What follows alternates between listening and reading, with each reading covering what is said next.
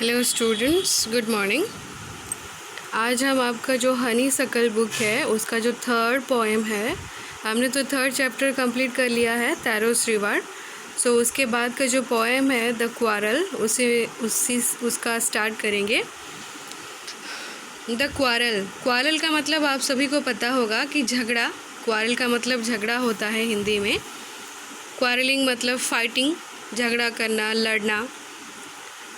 सो आज देखेंगे पोएम में कि पोएट क्या बोल रहे हैं। It is common for brothers and sister to quarrel, although sometimes they may not even be able to say why they quarrel. It is common for brothers and sisters to quarrel. जो भी भाई बहन होते हैं घर में, उनके लिए एक बहुत ही साधारण सी बात है, कॉमन सी बात है कि वो लोग क्वारल करते हैं। ये कोई नई बात नहीं है। हर घर में जो भाई बहन होते हैं वो क्वारलिंग, फाइटिंग, लड़ना झगड़ना करते ही रहते हैं। Although sometimes they may not even be able to say why they quarrel, although लेकिन क्या होता है कि कभी कभी उनकी जो क्वारलिंग होती है, उनकी जो झगड़ा होता है, उसका रीज़न भी उन्हें पता नहीं होता है। किस रीज़न पर वो झगड़े हुए होते हैं, वो रीज़न भी वो लोग भूल चुके होते हैं। But how long do such quarrels last, लेकिन कितनी देर तक ये ऐसे झगड़े रहते हैं, कितनी देर तक वो लोग एक दूसरे से रूठे हुए रहते हैं। हाउ डू दे एंड, और कैसे उन क्वारलिंग्स की, उन झगड़ों की एंडिंग होती है, समाप्ति होती है, हम आज इस पोएम में देखेंगे। I quarreled with my brother, I don't know what about. One thing led to another and somehow we fell out. The start of it was slight, the end of it was strong. He said he was right, I knew he was wrong. We hated one another, the afternoon turned black. Then suddenly my brother thumped me on the back and said, "Oh, come along, we can't go on all night." I was in the wrong, so he was in the right. Poet हैं इलियनर फार्जियन। Poet का नाम है इलियनर फार्जियन। सो अभी हम poem को समझेंगे।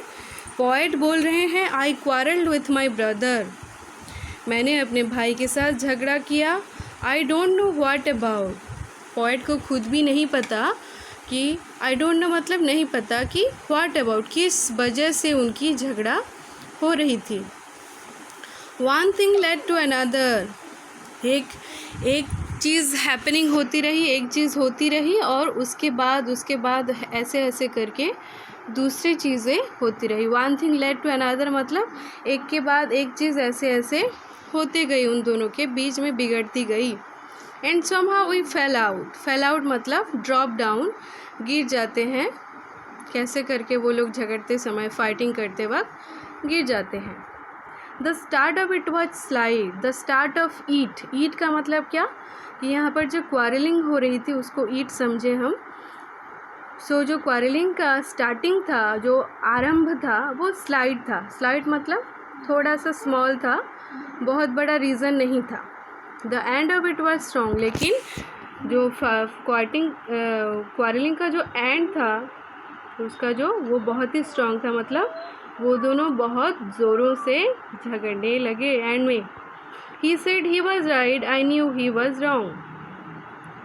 Poet बोल रहे हैं कि उनके ब्रदर बोल रहे थे कि ही वॉज राइट, उनके ब्रदर खुद को मैं राइट हूँ बोल रहे थे, लेकिन पोएट को पता था कि वो रॉन्ग थे। We hated one another, the afternoon turn black, turn black मतलब बिकेम अनप्लीजेंट। सो सुबह उनकी झगड़ा हुआ और वो दोनों एक दूसरे को बहुत ही घृणा करने लगे, और उसी वजह से आफ्टरनून बहुत ही अनप्लीजेंट हो गया।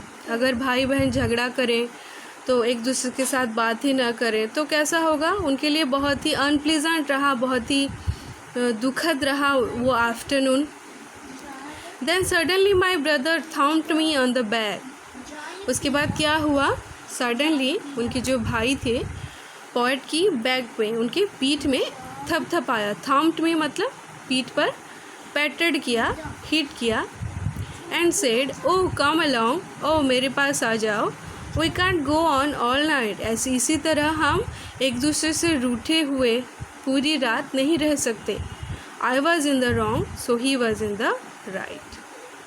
I was in the wrong मतलब उनके भाई खुद ही उन्होंने एक्सेप्ट कर लिया झगड़े को एंड करने के लिए, झगड़े की समाप्ति करने के लिए कि मैं रॉन्ग था और तुम, so he was in the right. और पोइट भी बोल रहे हैं कि वो सच में ठीक ही थे, क्योंकि सही थे, क्योंकि उन्होंने खुद ही अपनी गलती मान ली।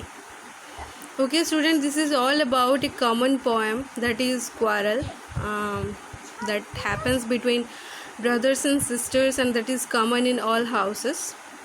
Now we shall go to the question answer discussion.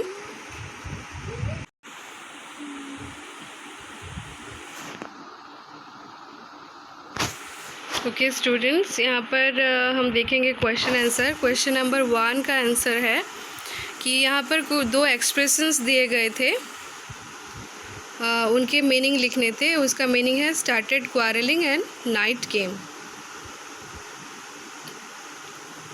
और इसके बाद कुछ ऐसे लाइंस दिए गए थे जिनके मीनिंग्स आपको समझाने थे।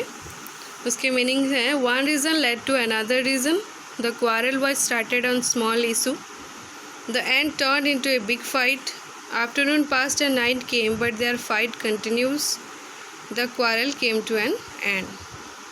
ओके, ये बहुत ही कम ही क्वेश्चन आंसर है, आपको इतना ही बस लिखना है आज के लिए। I hope all of you have understood the poem. Thank you for watching the video. Bye.